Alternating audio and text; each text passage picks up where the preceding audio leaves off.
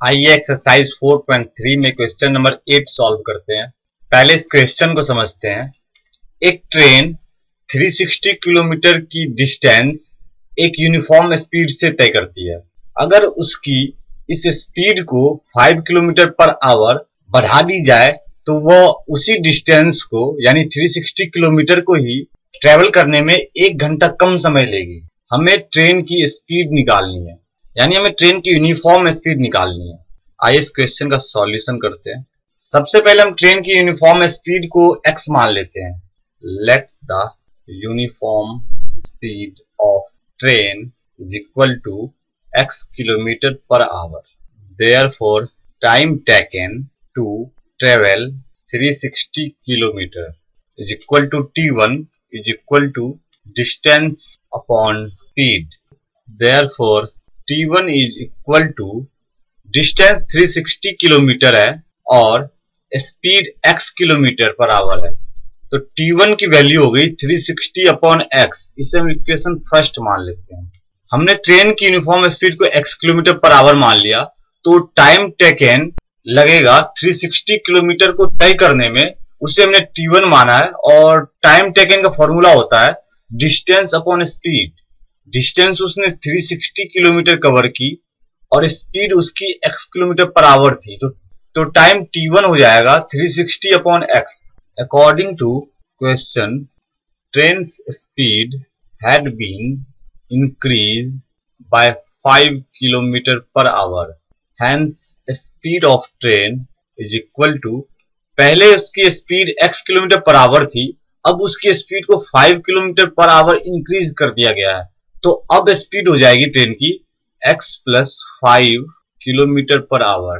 Time taken to travel 360 kilometre with a speed of x plus 5 kilometre per hour is equal to t2 is equal to distance upon speed. Train की नई speed जो है x plus 5 kilometre per hour है। अब जो time लगेगा 360 kilometre को travel करने में x plus 5 kilometre per our की स्पीड से, उसे हमने t2 मान लिया है और फॉर्मूला वही सेम काम करेगा, डिस्टेंस अपॉन स्पीड। डिस्टेंस 360 है और स्पीड x प्लस 5 है, तो t2 हो जाएगा, hence t2 is distance 360 kilometre divided by speed x plus 5 kilometre per our. इसे हम इक्वेशन सेकेंड मान लेते हैं। फ्रॉम क्वेश्चन में दिया हुआ है कि जब x plus 5 kilometre per our से वो ट्रेवल करता है तो उसे 1 घंटा कम समय लगता है, यानी कि t1 minus t2 is equal to 1 hour. Uniform speed x से 360 किलोमीटर तय करने में उसे 1 घंटा अधिक समय लगता है, तो डेट इज t1 की वैल्यू हमने निकाली थी 360 upon x minus 360 upon x plus 5 is equal to 1 from equation first and second. x और x प्लस 5 का एलसीएम लेने पे x into x plus 5, 360 into x plus 5 minus 360x is equal to 1। That is x into x plus 5 को opposite side ले जाने पे ये 1 के साथ मल्टीप्लाई हो जाएगा।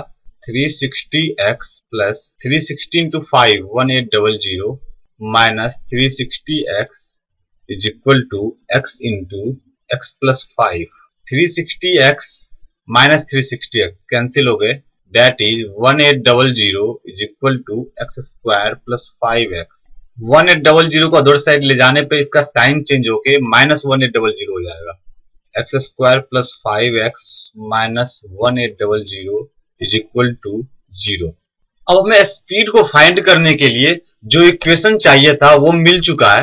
अब हम इसकी स्पीड निकालेंगे। सबसे पहले हम a, b और c की वैल्यू कैलकुलेट करेंगे। a is equal to 1, a x square का कॉफिशिएंट होता है और यहाँ एक्स स्क्वायर का कॉफिशिएंट 1 है। b is equal to 5, b x का कॉफिशिएंट होता है और c कांस्टेंट होता है, यहाँ कांस्टेंट माइनस 1800 है। अब हम जानते हैं कि x की वैल्यू निकालने के लिए हमें इस इक्वेशन का रूट निकालना पड़ेगा और रूट निकालने का फॉर्मूला है x is equal to minus b plus minus root under b square minus 4ac upon 2a। अब इस फॉर्मूले में a, b और c की वैल्यू पुट करने पे that is x is equal to minus b यानी -5 प्लस माइनस रूट अंडर -5 का स्क्वायर माइनस 4ac यानी 4 into 1 into -1800 divided by 2a यानी 2 इंटू 1। तो x is equal to -5 plus minus 25 plus 7200 divided by 2, that is x is equal to -5 plus minus root under 7225 divided by 2, that is x is equal to -5 plus minus 85 divided by 2, that is x is equal to -5 plus 85 divided by 2 और x is equal to -5 minus 85 divided by 2 is equal to -90 upon 2 is equal to -45 kilometre per our. और यहाँ होगा x is equal to 80 upon 2 is equal to 40 kilometre per our for x is equal to -45 kilometre per our not possible. हम जानते हैं कि हमने x को train की यूनिफॉर्म स्पीड माना है और स्पीड कभी भी निगेटिव नहीं हो सकती। ट्रेन की स्पीड निगेटिव कभी हो ही नहीं सकती। Speed can't be negative at any condition, therefore speed of train is equal to x is equal to 40 kilometre per our.